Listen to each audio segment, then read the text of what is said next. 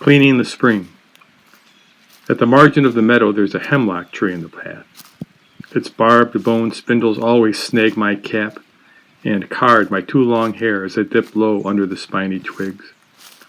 I enjoy ducking under it as an obstacle because the world is so different when I raise my eyes again. The hip-high grasses and droning heat of the open field are no closer than African savannas when the flat heat is displaced by the first cool of the creek.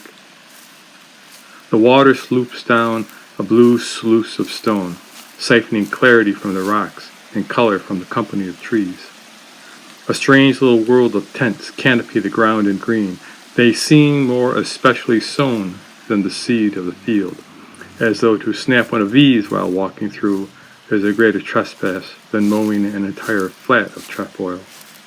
The spring is by a big tree and is harmlessly fenced by sagging wire, bound by unanchored chains, and protected from the world by 4 envelopes: wood, tin, enamel, and wood again.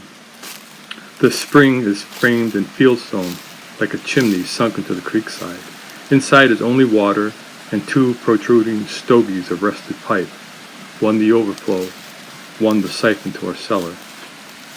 The water has come for 60 years to the house. It is the jewel of our home. I don't know how it comes by its clarity, the water.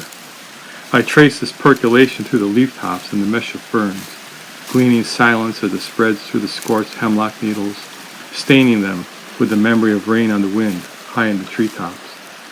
The root-loosed dirt thirsts.